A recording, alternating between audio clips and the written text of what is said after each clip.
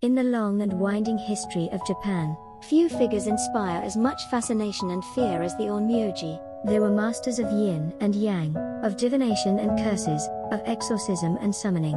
Some were scholars who advised emperors, while others were feared as sorcerers who could bend unseen forces to their will. But among the countless legends, there are whispers of a particular Onmyoji, one who truly existed, whose power was so great that his shadow lingers even today. His name appears in dusty records and forgotten scrolls, but the stories about him are always told in hushed voices, as though speaking too loudly might draw his gaze across the centuries.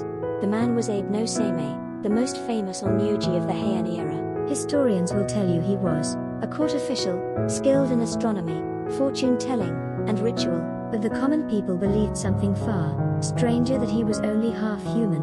According to legend, his mother was not a woman at all but a kitsune, a fox spirit, who passed her supernatural blood to her son. Whether true or not, Seimei's abilities were undeniable. He could read the stars and predict calamities before they struck.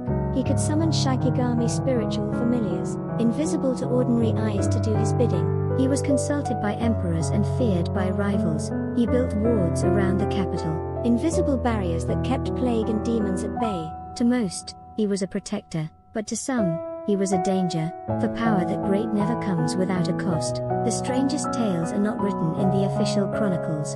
They are found in half-forgotten collections of ghost stories, in temple records that monks refused to speak of, in old lullabies mothers once sang to hush their children. These tales say that Seimei's spells were not always merciful, that he sometimes used his powers to bind not only demons, but people. In Kyoto, near the site of his residence, there are stories of shadows that move on their own, of whispers that answer when no one speaks.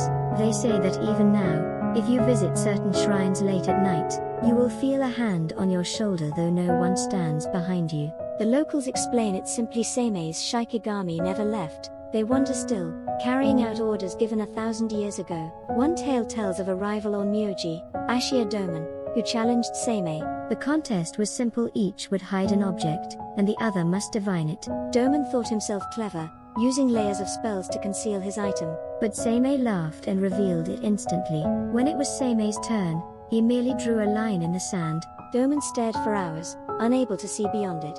Frustrated, he demanded to know what Seimei had hidden. Seimei smiled and told him the impossible. The line vanished, and with it, so did Doman's courage. Some claim he fled Kyoto, humiliated, but darker versions say he vanished altogether, swallowed by Seimei's Shikigami. His soul trapped to this day.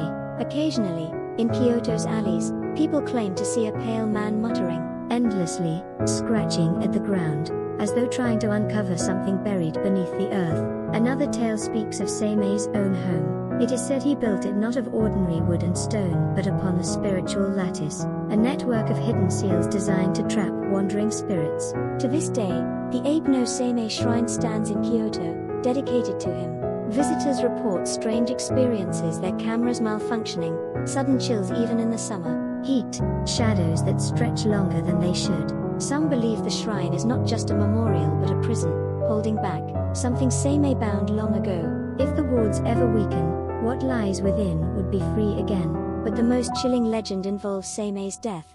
Officially, he died peacefully in 1005, honored and respected. Yet some say an Onmyoji of such power cannot die like ordinary men.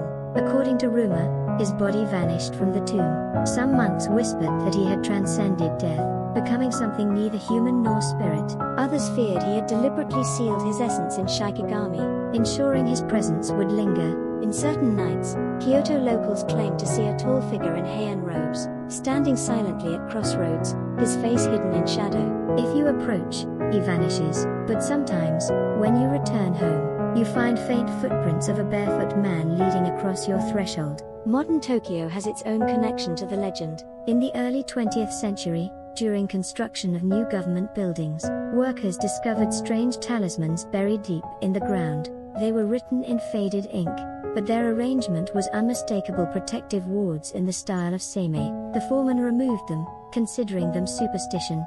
That night, a fire broke out, destroying half the construction site. Survivors claimed they saw fox-like shadows darting through the flames. Afterward, priests were called to restore the wards, and the site was rebuilt without further incident. Yet to this day, workers sometimes hear voices in the hallways late at night, chanting in forgotten Heian Japanese. Even now, paranormal investigators seek the places connected to Seimei. They report eerie phenomena, statues of foxes, whose eyes gleam in the dark, sudden gusts of wind that extinguish candles during rituals, dreams of ancient Kyoto filled with crimson skies. Some claim that Seimei himself appears in these dreams, offering knowledge for a price. A few who accepted woke with strange marks on their bodies, resembling calligraphy characters etched into their skin. Doctors could not explain them, and eventually the marks faded. But those who bore them said their lives were never the same. They suffered strange accidents, lost loved ones, or were plagued by shadowy figures at the edges of their vision. Perhaps the scariest part of the legend is the idea that Seimei's protection was never for the people, but for himself. That the Great Barrier he created around Kyoto was not merely to keep demons out, but to keep something in, something he summoned and could not fully control.